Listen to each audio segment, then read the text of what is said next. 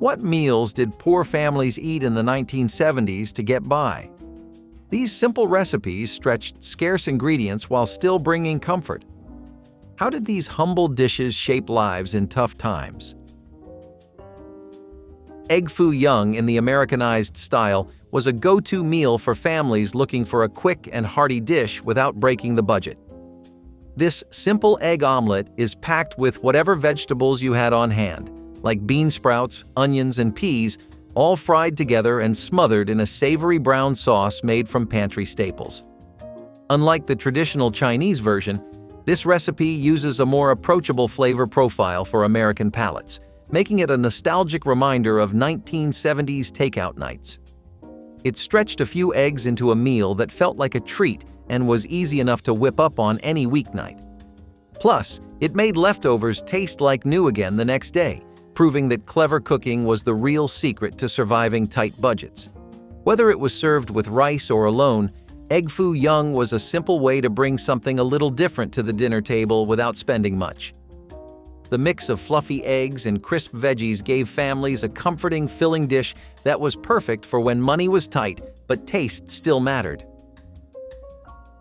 Mock tuna salad made with mashed canned chickpeas gave families a vegetarian option that saved money while still feeling satisfying. By substituting expensive tuna with protein-packed chickpeas, people could whip up a creamy, flavorful salad using budget pantry staples like mayonnaise, celery, and a dash of mustard. This clever switch allowed folks to enjoy the familiar tang and texture of a tuna salad sandwich without reaching for costly canned fish. It was especially handy during the 1970s when canned goods were pantry mainstays and fresh ingredients were often hard to afford. The salad was versatile too, perfect served on bread, crackers, or simply eaten by the spoonful, making it a go-to for quick lunches or potluck dishes. The gentle, earthy flavor of the chickpeas paired well with the crunchy veggies, providing a satisfying bite every time. This dish stood as proof that a little creativity could turn humble ingredients into something special, and it brought smiles to many faces who craved something familiar but affordable. Creamed spinach on toast was a simple way to enjoy greens without splurging on fresh produce or fancy sides. Spinach was cooked down into a silky, creamy sauce made from basic pantry ingredients like milk, butter, and flour, then spooned generously over slices of toasted bread for a meal that was both comforting and frugal. In the 1970s, when fresh vegetables could be expensive or scarce, this dish provided a way to sneak in some nutrition without fuss or cost. The creamy texture disguised the humble nature of the spinach, making it more appealing to picky eaters or anyone craving warmth on a chilly night. Serving it on toast also added a satisfying crunch and helped stretch the meal further. It was a favorite for those seeking comfort food that did not require elaborate preparation or exotic ingredients. This dish brought a touch of elegance to an otherwise simple ingredient and reminded many of home-cooked meals filled with warmth and love, even on the tightest budgets. Sloppy lentil sliders were a clever way to enjoy the sloppy Joe craze on a budget, swapping ground beef for lentils simmered in tangy tomato sauce. These mini patties were packed with flavor and nutrients, but cost a fraction of traditional meat sliders, making them a popular choice for families tightening their belts. Lentils provided a meaty texture that held together well when formed into small slider-sized patties, which were then topped with the signature sloppy Joe sauce. Served on small buns or even plain bread, these sliders brought joy to dinner tables without denting wallets. This dish embodied the spirit of 1970s thriftiness, taking a beloved classic and making it accessible to all income levels. The warm, tangy sauce paired perfectly with the hearty lentils, satisfying appetites and stretching meals further. It was a great way to introduce plant-based proteins before such ideas became mainstream, showcasing the timeless nature of creative, budget-friendly cooking. Cabbage and potato pancakes brought together two affordable staples into a crispy, filling dish that could feed a family on a shoestring budget. Shredded cabbage and grated potatoes were mixed with simple binders and fried until golden brown, creating savory cakes that were perfect for breakfast, lunch, or dinner. This recipe made the most of inexpensive ingredients by turning them into something satisfying and easy to prepare. The pancakes offered a delightful crunch on the outside and a soft, warm center, making each bite comforting and hearty. During the 1970s, when groceries were carefully budgeted, this dish was a favorite for stretching limited supplies without sacrificing flavor.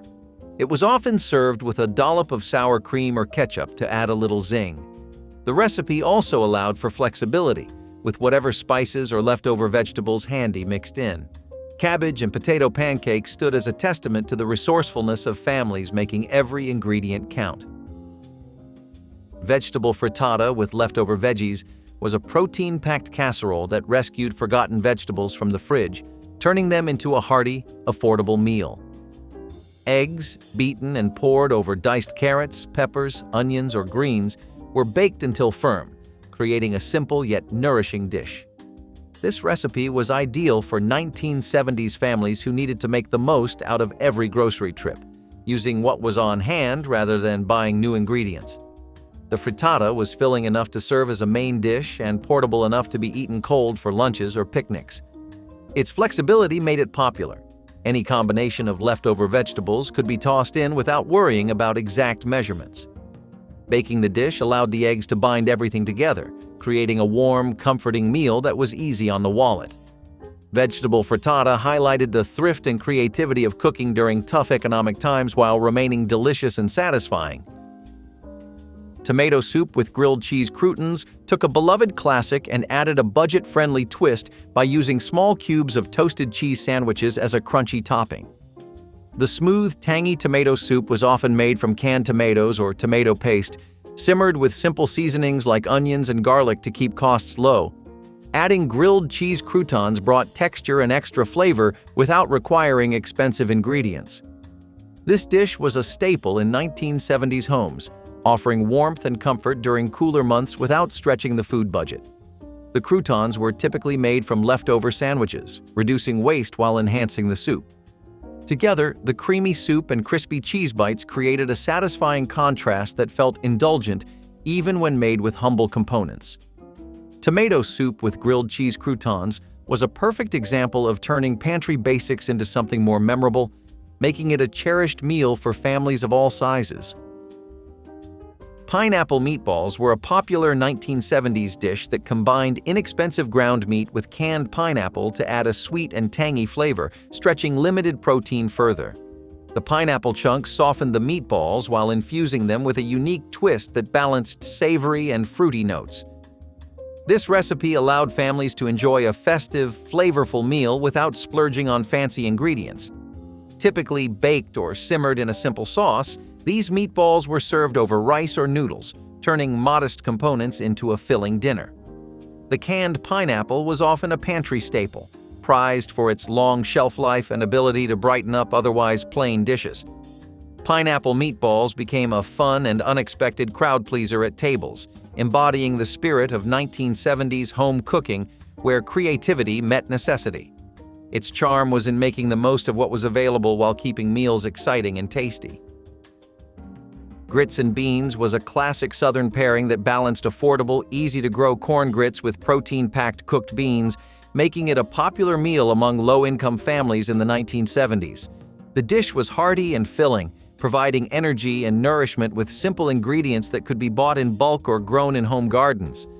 Grits, often cooked creamy or slightly coarse, offered a comforting base, while beans added texture and flavor with minimal cost. This combination was flexible and adaptable, with variations depending on local bean varieties and seasoning preferences. It was a go-to meal that could be made vegetarian or with bits of pork for added richness when budgets allowed.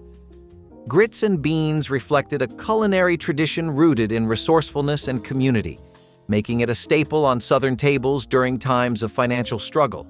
Its warmth and simplicity made it more than just food. It was a reminder of home and resilience.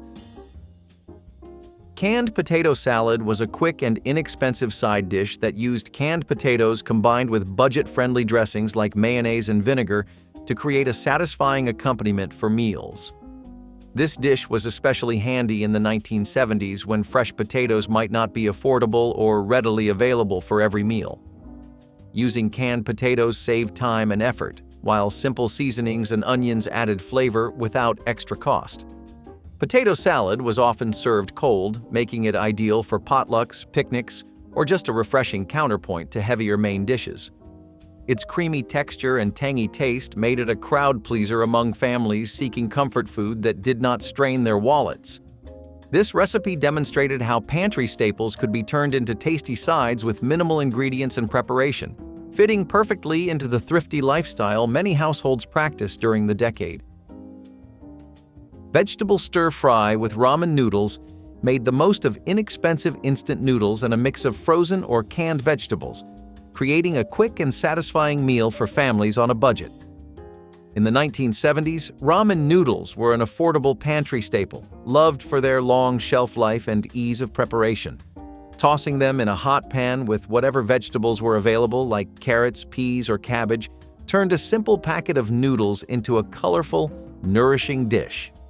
The combination of crunchy veggies and soft noodles made for a texture-packed meal that didn't cost much but filled hungry bellies efficiently. It was a clever way to add variety and nutrients without the need for expensive fresh produce. The use of soy sauce or basic seasonings enhanced the flavors, mimicking popular takeout dishes, but at a fraction of the price. This dish quickly became a favorite for weeknight dinners and lunch boxes alike, proving that resourcefulness in the kitchen could lead to tasty, wholesome results even during tight times. Vegetable stir-fry with ramen noodles captured the essence of 1970s thrift and comfort food. Peanut butter and oat bars were a homemade, no-fuss snack that combined simple pantry ingredients like rolled oats and peanut butter into a filling and affordable treat. These bars were perfect for busy families and kids needing something to keep hunger at bay between meals without costing a fortune. Mixing just a few ingredients into a pan, then baking or chilling them into bars, made for an easy and portable snack. Peanut butter provided a rich, satisfying flavor and a good dose of protein, while oats added chewiness and fiber. Sweeteners like honey or sugar could be adjusted according to taste and budget, making this recipe highly customizable. During the 1970s, when packaged snacks were not always affordable or accessible, these bars offered a wholesome alternative that lasted well and could be made in large batches to feed many. They were great for school lunches, picnics, or a quick energy boost after work. Peanut butter and oat bars combined simplicity and nutrition, showcasing the era's practical approach to homemade foods. Mock chicken salad cleverly used canned water chestnuts and mayonnaise to recreate the crunchy, creamy texture of traditional chicken salad without the expense of real poultry. This budget-friendly recipe allowed families to enjoy the familiar flavors of a classic lunch without splurging on meat, especially during times when fresh chicken might be hard to come by or too costly. The water chestnuts added a satisfying crunch that mimicked shredded chicken, while mayo brought creaminess and tang. Adding a few pantry staples like chopped celery, onions, or pickle relish enhanced the flavor and kept costs low. This salad was perfect served on bread, crackers, or as a simple side, and it helped stretch limited resources in a creative way. In the 1970s, when convenience and thrift were essential in kitchens, recipes like this made a big difference. Mock chicken salad proved that affordable ingredients could come together to create a satisfying, familiar meal with minimal fuss and maximum flavor. Rice and bean burritos were a simple, filling meal that stretched inexpensive ingredients like rice and beans into a warm, portable wrap. Popular in the 1970s for budget-conscious families, these burritos combined basic pantry staples to create a dish that was hearty and easy to prepare. Cooking rice and beans together or separately, then wrapping them in a tortilla or flatbread, allowed people to make a meal that was satisfying without expensive proteins or fresh produce. Seasonings such as chili powder, garlic, or onions could be added to enhance flavor, but even plain versions provided plenty of energy and nutrition. The burrito format made this dish convenient for packed lunches, quick dinners, or even communal gatherings where food needed to feed many on a small budget. This dish exemplified the 1970s spirit of stretching food resources creatively and making simple ingredients feel special with a bit of ingenuity. Rice and bean burritos were a tasty way to turn humble staples into a memorable meal. Potato and onion soup was a warming, economical soup made from pantry basics, perfect for chilly evenings in the 1970s when budgets were tight and comfort was needed most.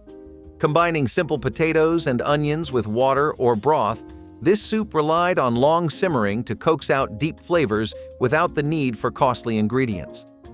The potatoes lent body and creaminess to the broth, while the onions added sweetness and aroma.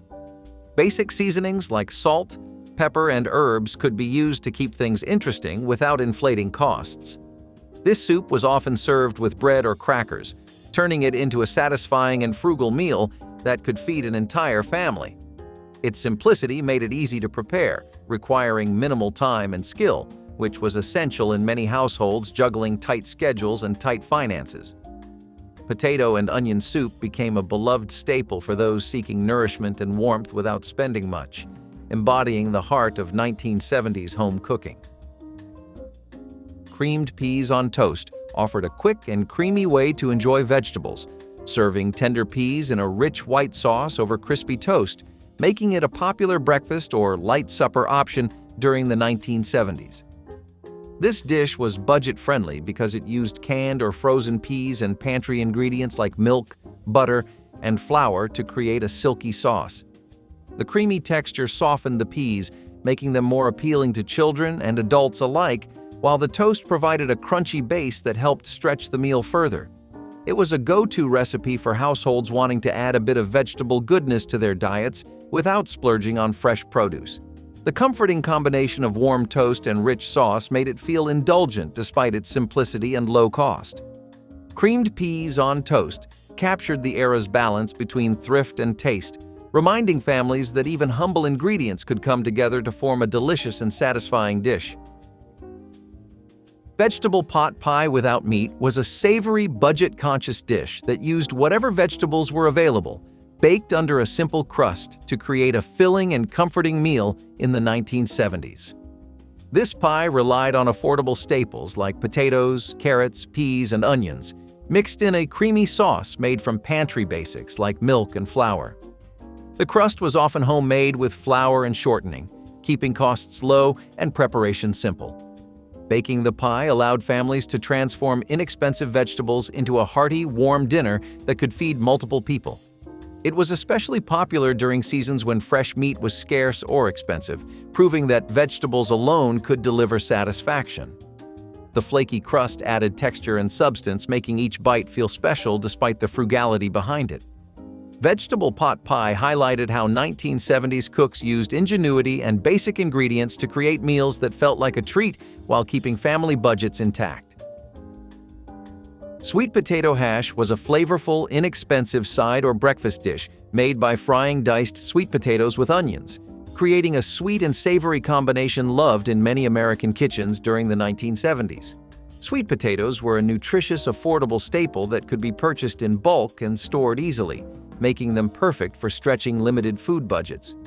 When fried with onions in a bit of oil or fat, the sweet potatoes caramelized slightly, developing a crispy exterior while staying tender inside. This hash was a satisfying way to add warmth and flavor to simple meals and was often served alongside eggs or meat substitutes. The dish's balance of sweetness and savoriness made it appealing to a wide range of tastes, and its colorful appearance brightened up the plate. Sweet potato hash reflected the era's appreciation for practical, tasty dishes that could be prepared quickly and with minimal expense. It was a true comfort food for families looking to enjoy good food without overspending. Egg and cheese breakfast muffins were a simple, affordable way to enjoy a hot breakfast using budget bread or biscuits, scrambled eggs, and melted cheese, popular in the 1970s. These handheld sandwiches could be made in batches, allowing families to feed multiple people quickly without needing expensive ingredients. Eggs provided protein and substance, while cheese added flavor and richness, making the muffins feel like a treat. Using inexpensive bread or homemade biscuits kept costs down while providing a soft, warm base for the fillings. These breakfast muffins were convenient for busy mornings and could be customized with leftovers or seasonal veggies for added nutrition. Their portability made them popular for school lunches or on-the-go meals, reflecting the growing need for quick, filling breakfasts in American households. Egg and cheese breakfast muffins captured the essence of 1970s budget-conscious cooking, simple, satisfying, and made with love from what was available. Chili Mac combined hearty chili with macaroni noodles to create a filling, budget-friendly casserole that became a favorite during the 1970s when families sought affordable, easy-to-make meals. Using inexpensive ground meat or beans, canned tomatoes, and basic spices, the chili was simmered into a rich sauce that soaked into the tender macaroni, stretching the meal further. This dish was often baked with a topping of cheese or breadcrumbs when available, adding a golden crust that made it feel more substantial. Chili Mac was a one-pot wonder that could feed a crowd and was perfect for leftovers, making it a practical choice for families managing tight food budgets. Its combination of protein, starch, and flavor made it a comforting staple during colder months or any time when a simple, satisfying meal was needed. The dish demonstrated how creative layering of basic ingredients could turn humble staples into a hearty feast. Vegetable and cheese quesadillas were a speedy, budget-friendly meal that used simple tortillas stuffed with whatever affordable vegetables and cheese were on hand. During the 1970s, tortillas were an economical pantry staple, and pairing them with inexpensive veggies like bell peppers, onions, or canned corn made for a satisfying meal that did not break the bank.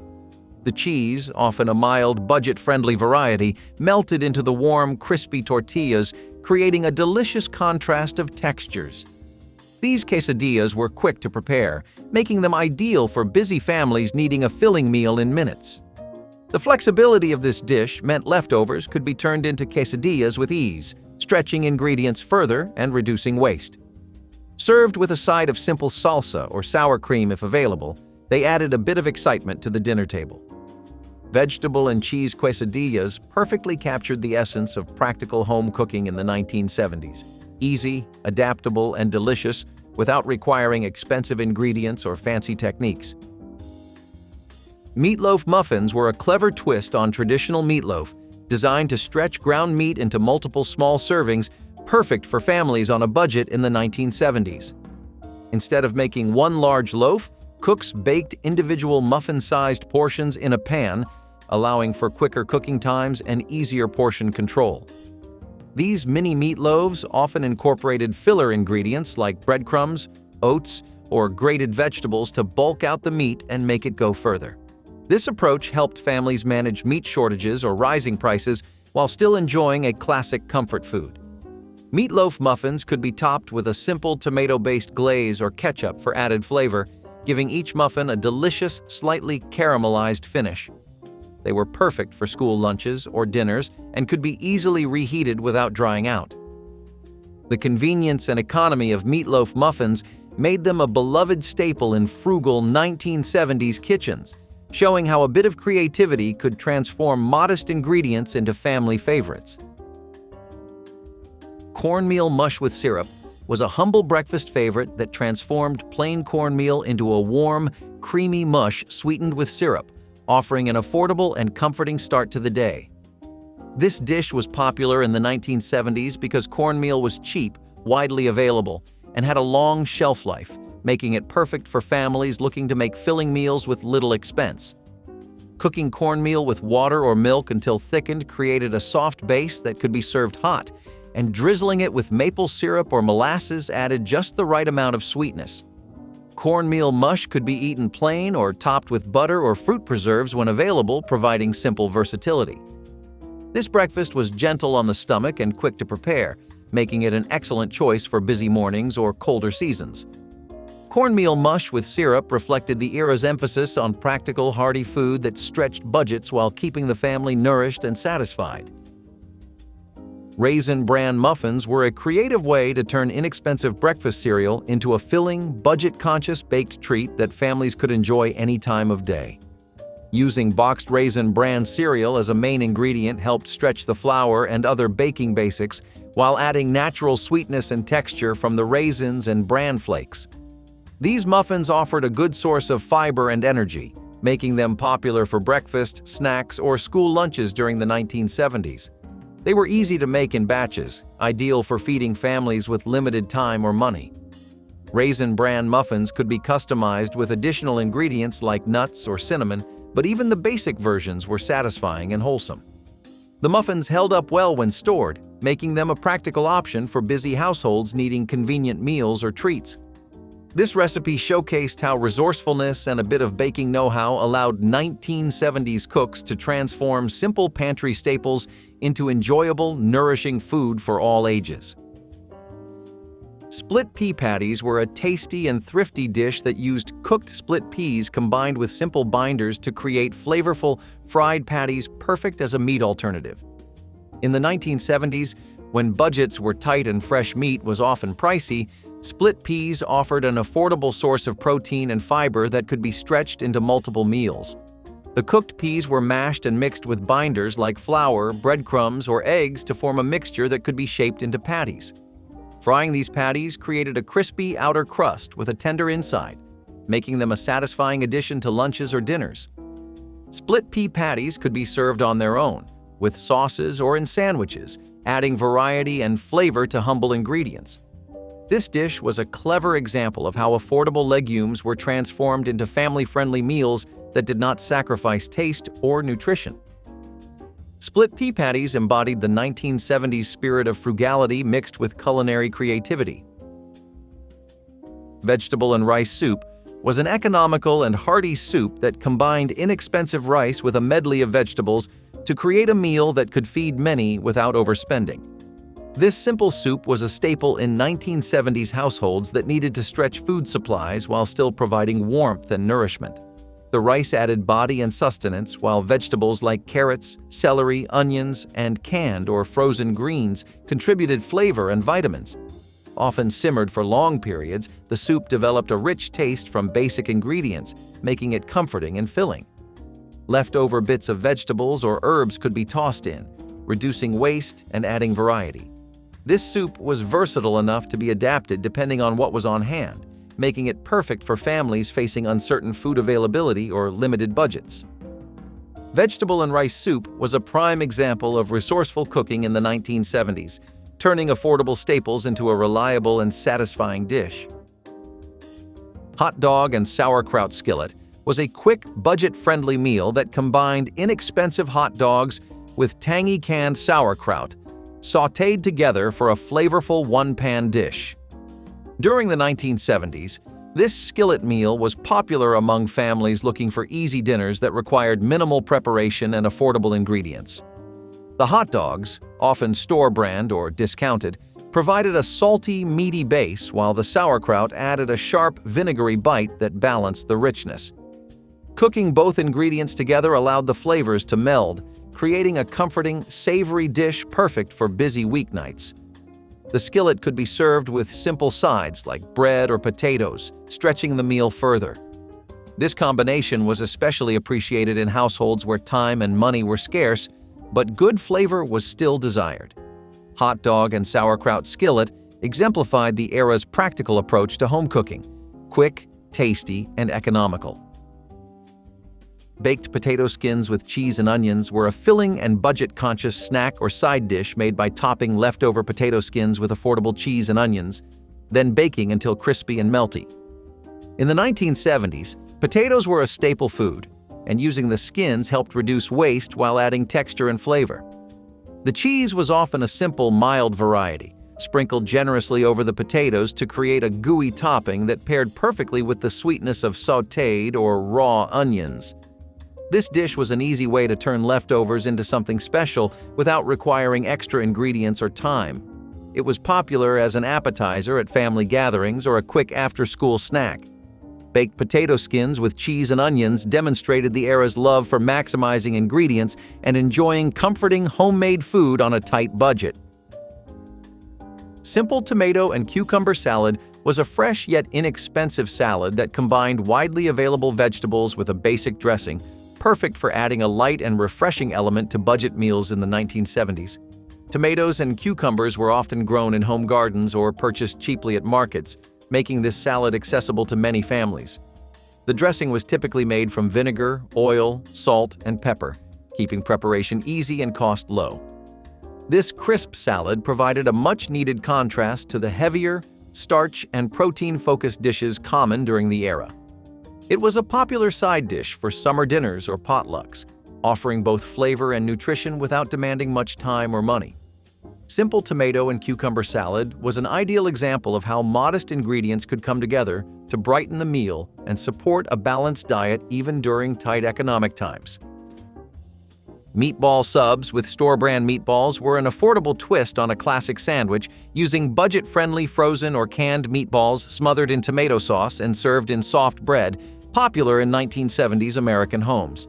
These subs allowed families to enjoy the comforting flavors of meatballs without the labor or cost of making them from scratch. Store-brand options helped keep prices low, and the tomato sauce added moisture and tang, making the sandwich satisfying and flavorful. Using simple white or Italian-style bread as the base turned the meatballs into a handheld meal that was perfect for quick lunches or dinners. This dish was often served with a side of chips or salad to round out the meal affordably. Meatball subs with store-brand meatballs captured the practical, hearty spirit of 1970s cooking, making the most of convenience foods while delivering familiar and beloved tastes. The instant ramen thing is pretty real, by the way, and here's why. So in the 1980s, the thing with most Americans was that they were really in a different headspace. You couldn't exactly make them want to get up and cook things from scratch. Before that, it used to be a pretty natural part of the day. I mean, you grow up in a country known for its casseroles and big feasts, barbecues and cookouts, and you come home and it's nothing but packaged food and cans of beans.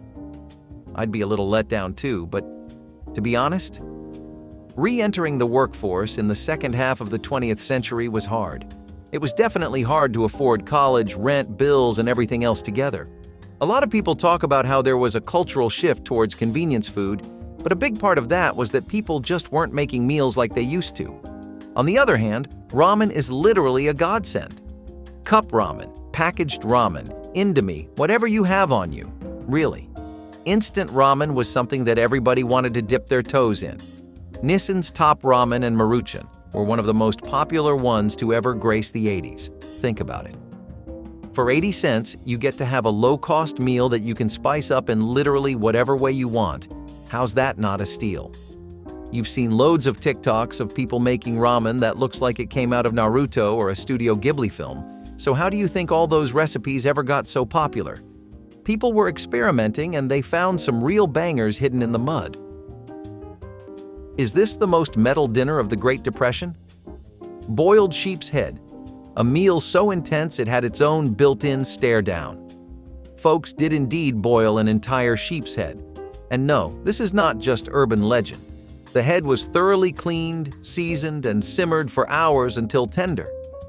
The result? A dish rich in fat, where no part of the animal was wasted. The broth, cheeks, tongue, and eyeballs were all considered delicacies. Good liquid gold for soups or stews. Why eat sheep's head?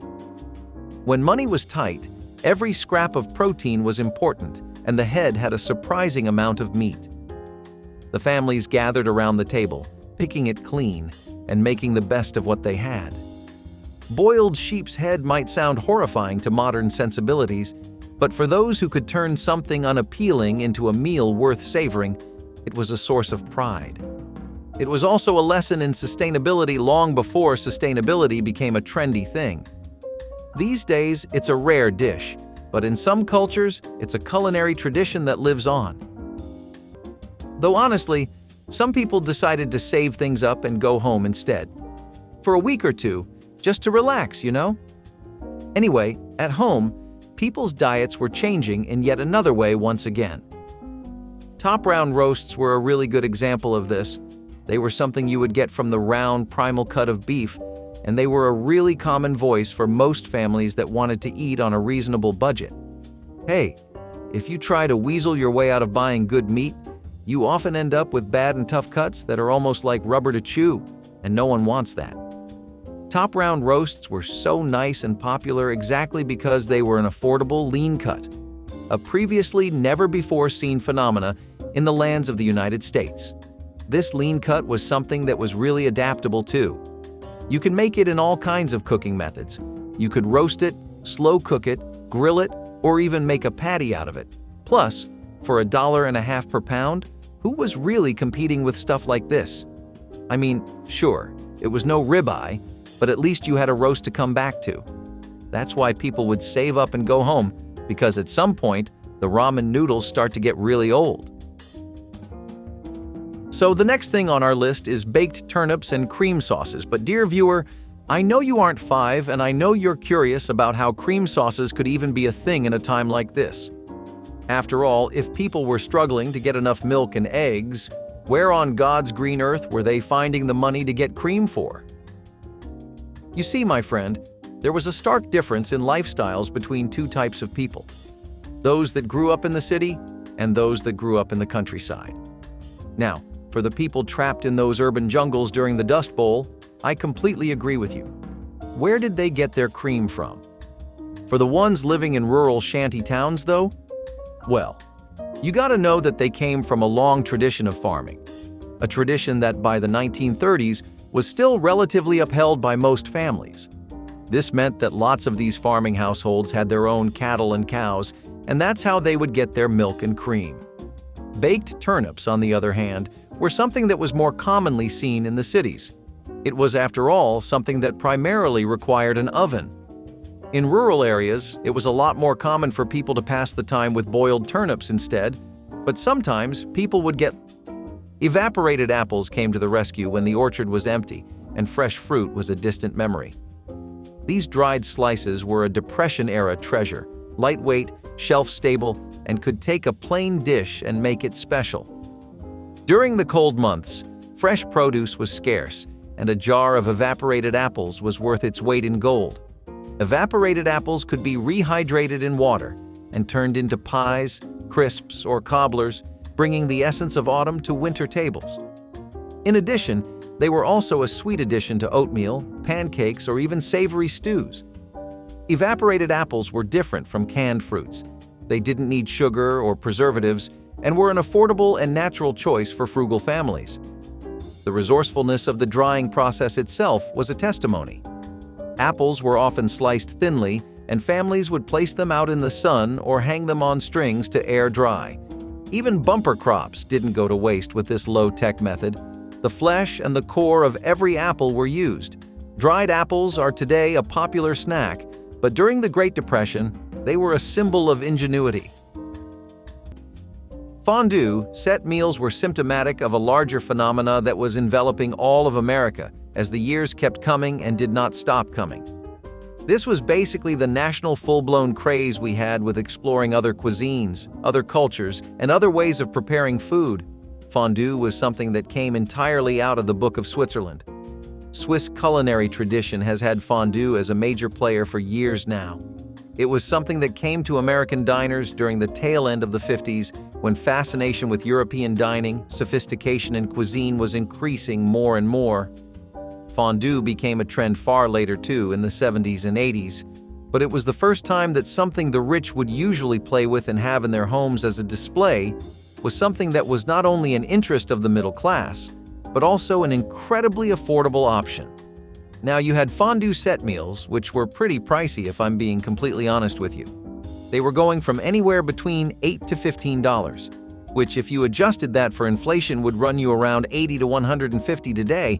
I don't know what's more disappointing, that they cost that much back then or that inflation is this bad now. It was kind of worth it though, because if you did have a fondue set, everyone wanted to throw a party at your place.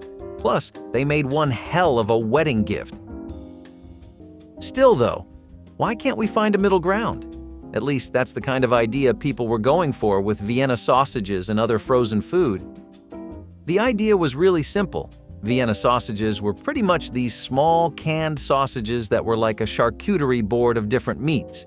You had pork, beef, and chicken all mixed into one to make this sausage, and they were honestly in everyone's cabinets and shelves by the 80s. They were something that Americans held on to dearly.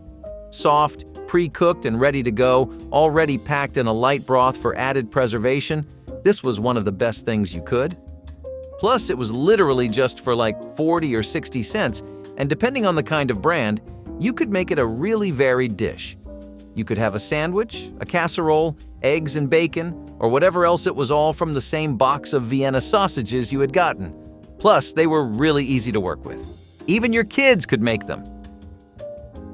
Hot dogs are a funny one. It's arguably the most American thing to ever America, but it's also something that's kind of never in the forefront. I mean, it's like Bugs Bunny. You know he's him, like he's basically the Michael Jordan of cartoons, right? Who's beating Bugs Bunny in polls? No one. Yet when there's a new exciting animated movie, who do you usually see? It's definitely not Bugs Bunny. Puss in Boots, Shrek, Elsa, hot dogs are the same. You go down the street, turn a corner to your favorite deli or roadside stall, or just walk into a grocery store, and you'll see all kinds of options for hot dogs. Is it ever something that's at the top of your timeline, making rounds on the internet, or on the front cover of a cookbook or one of the most heavy-hitting recipes? Not really. Do I blame them? No, after all, it is just a hot dog. Yet if you're broke, hungry, and too tired to think, it's arguably the best meal you can ever get for yourself. Hot dogs were something that brought so much relief to a bunch of different people, working class and wealthy homes alike. A pack of these for $1 would net you around 8 dogs, and a pack of buns would range around 50 cents. Throw in some canned beans and you're pretty much set. So in less than $3, you could go to bed pretty damn satisfied.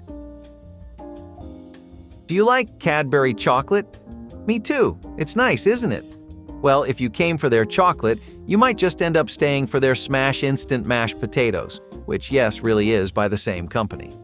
It became such a joke in the country at some point because of the non-stop advertising that was going around these. I mean, some of them even had Martian robots for some reason. Can you believe that? Not sure about their own planet, but they definitely did an amazing job at making it a staple name in most homes on ours. In the 1970s, American brands were really trying to follow the lead that Cadbury set over here. They wanted to capitalize on the fact that convenience food culture was now spreading even to things like mashed potatoes, which before, no one would have guessed. The flavor profile here was also eerily similar to what you would expect out of a typical plate of mashed potatoes. They had the same softness, the same mushiness, and brands like Pillsbury got pretty far ahead with their pre-made products. Anything that made dieting easier was something that people would rely on. In the 90s, in that overwhelming decade of innovation, a lot of new things were coming to light. Cracker crust pizza was one of them, and it kind of follows the same concept as slumgullion stew, where the idea is to really just use whatever's on hand to make do. This was something that was a frugal twist on an all-time favorite. See, households had the idea to ditch the yeast and the entire waiting process. You'd usually have to wait a fair bit to see the dough start to rise. The alternative was using transformed crackers as a DIY makeshift pizza base. A box of crackers was something that literally did run you only 50 cents, and a can of tomato sauce and the most affordable cheese in the mart were also inflicting any serious damage on your budget. The dish was something that helped deal with the effects of inflation, which was honestly the biggest reason why families had to resort to meals like this. Minimal ingredients and almost no preparation time meant that cracker crust pizzas became an accessible way to get your pizza cravings fixed. They were able to mimic the taste of it well enough at a quarter of the cost. I don't know about you, but personally, that alone would make it start tasting better for me. This was something that really popped off in dorms with college students, though. They'd get up to cheap pizza nights on a first-year student's budget that way. Ritz cracker meat pies were basically just your average meat pie affair, but with Ritz crackers thrown on top. Not really too inspiring, I know, but hey, it worked. Why do you think people resorted to something this simple?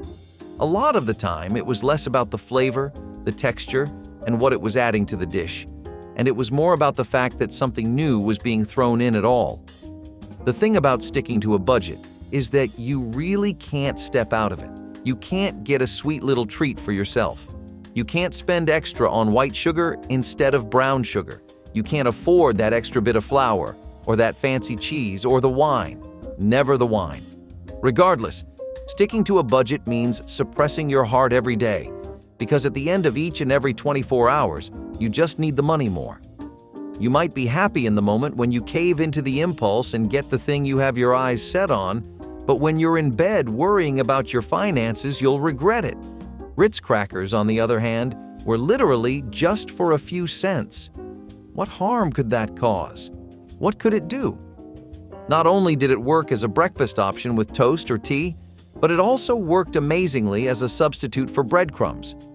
On meat pies, it was something that helped give them a crispier crust and edge, which honestly made a world of difference to people who were deeply bored of meat pies by the 90s. Creamed brains on toast is the meal that makes squeamish eaters bolt from the table if there ever was one.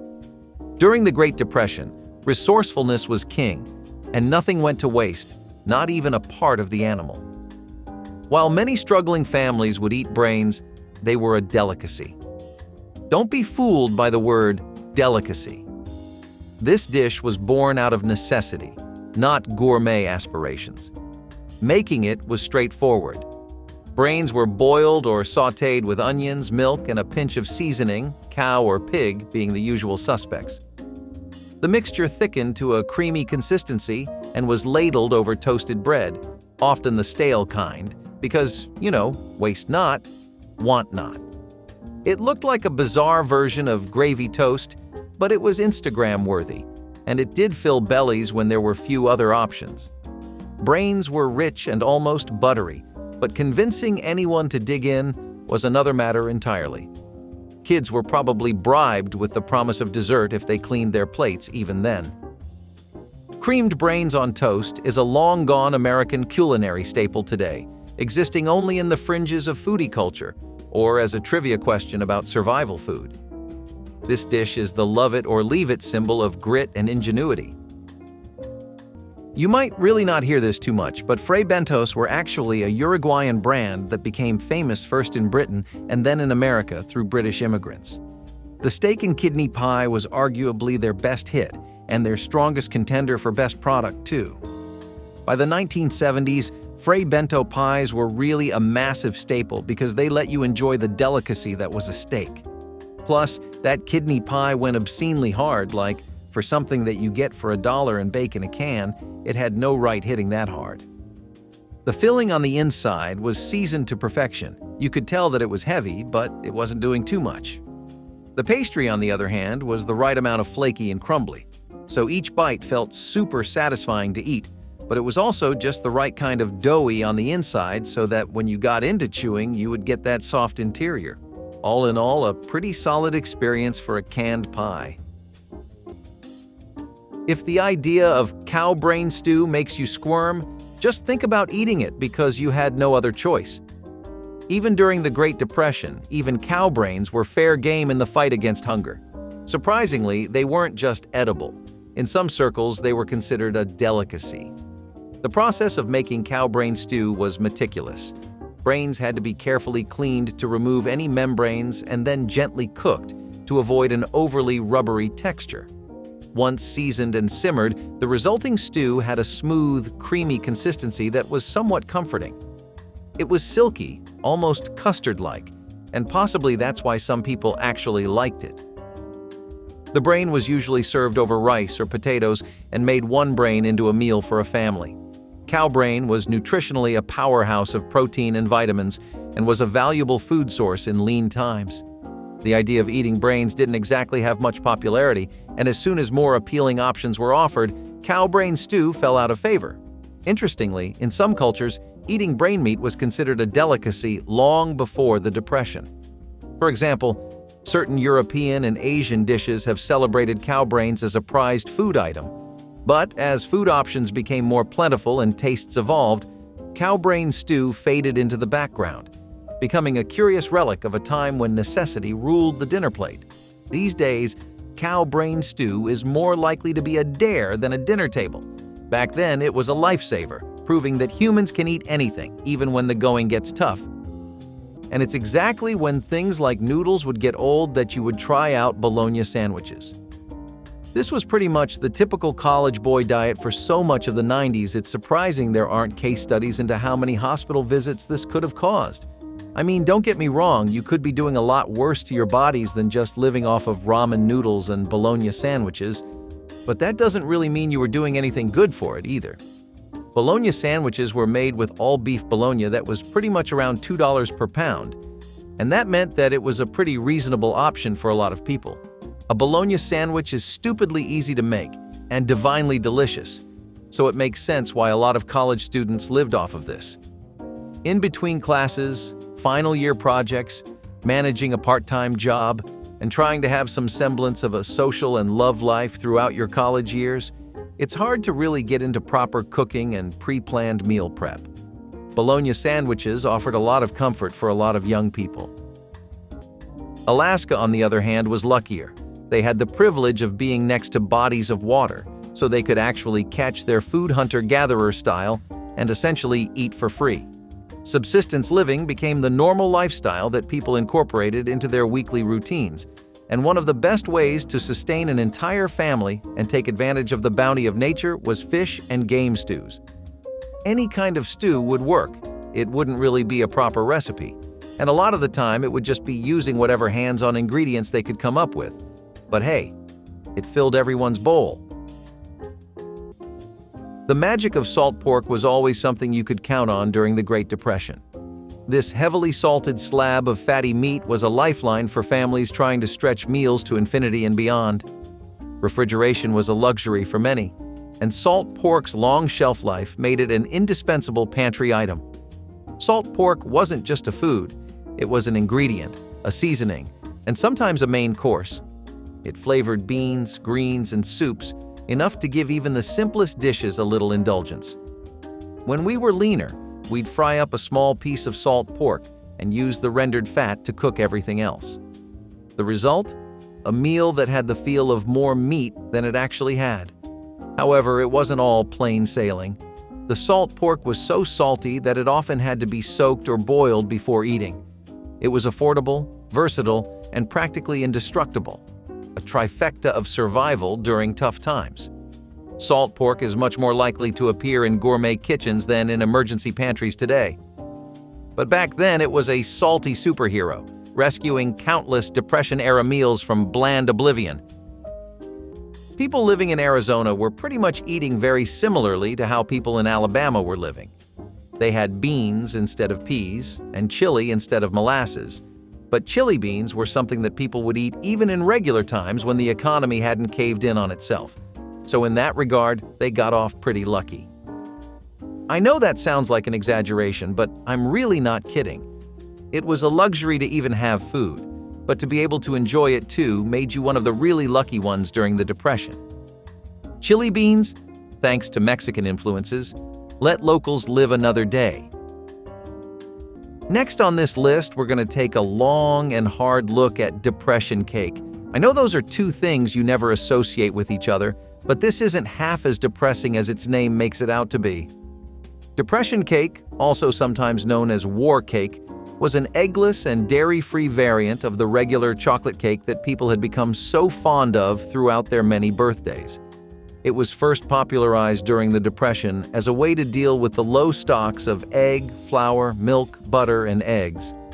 All the basic ingredients you would need that make up a cake were now things that people were fighting each other over, or stores were just never keeping due to them being expensive in bulk. It meant that for a long time, sweet treats and desserts were off the menu for a lot of people. Birthdays were spent without cakes, and important celebrations wouldn't have anything sweet to, well, celebrate with. That's why this recipe was so dear to people at the time and why it continues to be a reminder of how innovative people can be under stress. During the Depression, it was extremely common for people to ration their eggs and butter if they had any. Spending it all on a cake may as well have amounted to blasphemy. While this cake is known as war cake too, the actual recipe of war cake goes back to World War I, and that too had its roots in a national shortage of eggs, butter, and sugar. This depression cake, however, was spread throughout the country not by government-mandated pamphlets and cookbooks, but through word of mouth. Church groups and neighbors would share the recipe with each other, and that really goes to show how people were working together. It was smarter that way. The cake itself consisted of all-purpose flour, which was still something people could get. It used the tiniest amount of sugar, with molasses and brown sugar substituting for the rest, and cocoa powder. It was a lot cheaper to get unsweetened powder than chocolate bars, and next, baking soda and vinegar helped prepare the leavening, which took care of the need for eggs. Instead of butter, vegetable oil was used, and that helped the cake retain its moisture. Finally, in the place of milk, people used water. For just a bit more flavor, people would add warm spices like cinnamon or nutmeg and dried fruits, but most people were happy with it as is. This was a recipe that really stood the test of time, and a lot more, and it is one of the hallmarks of the Depression era. It was a way for people to still enjoy a cake, which was something people had grown very much used to living without. Sometimes dinner was just onions, water, and a dream. Depression-era classic born of pure necessity, onion gravy on bread. Onions were the next best thing to flavor whatever scraps you had, or didn't have, when meat was scarce. The result? A simple, savory meal that was surprisingly satisfying, given its humble beginnings. Frying onions in a bit of lard or butter, if you were lucky, then simmering them in water and thickening the mixture with flour was the way the gravy was made. Voila!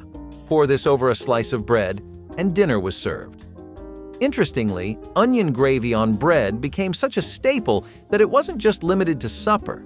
It sometimes served as a breakfast or lunch, depending on what was available. The beauty of the dish was its ability to stretch the little food that people had into a comforting meal.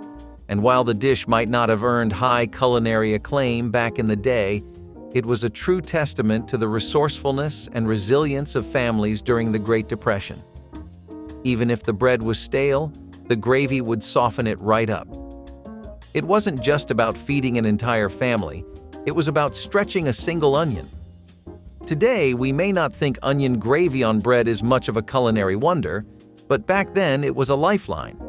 There's something charmingly rustic about the dish, believe it or not, and it's even made its way into the gourmet circles under fancier names like onion tartines. It wasn't a foodie trend for those who lived through the Great Depression. It was a tribute to creativity in the face of hardship. California also had the benefit of having some good and fertile soil, which is what helped it last out the economic drought with relatively everything still as it was, besides the obvious damages that everyone suffered. Some states were hit a lot worse than others, but California had government surpluses going for it and a rich history of agricultural practices, so they always had greens like cabbage and lettuces in plenty. Cabbage soup was a pretty popular pick there, especially if they had any kind of cheap bread to go with it. Pickled vegetables, the crunchy, tangy, fizzy wonders that kept people from starving when fresh food wasn't an option. Cabbage, cucumbers, carrots, basically anything that could fit in a jar and swim in vinegar. Pickling is one of humanity's oldest methods of food preservation, dating back over 4,000 years to ancient Mesopotamia. People knew a simple truth: when life hands you cucumbers, make pickles. The magic of pickling lies in the preservation process. By immersing veggies in brine or vinegar, you create an acidic environment that prevents spoilage.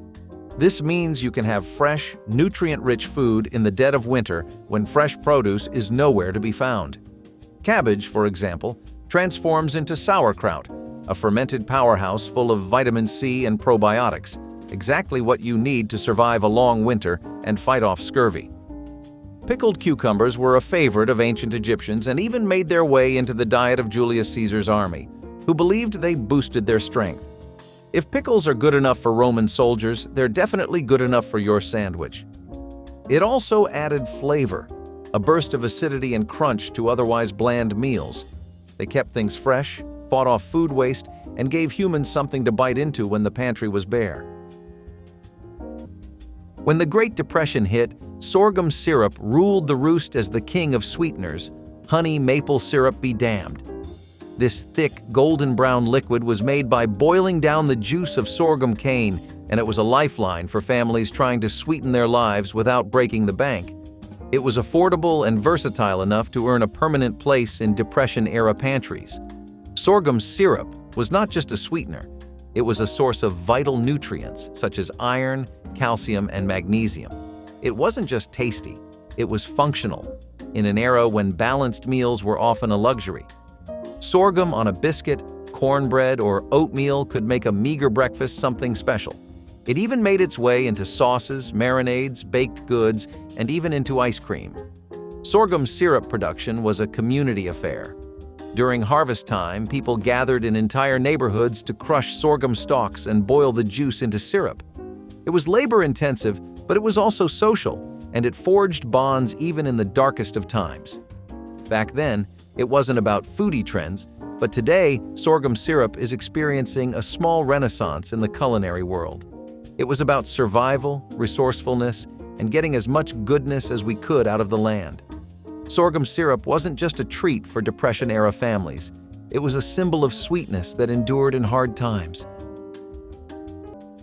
Drop your favorite 1970s budget recipe in the comments, like the video if it brought back memories, and subscribe for more tasty nostalgia.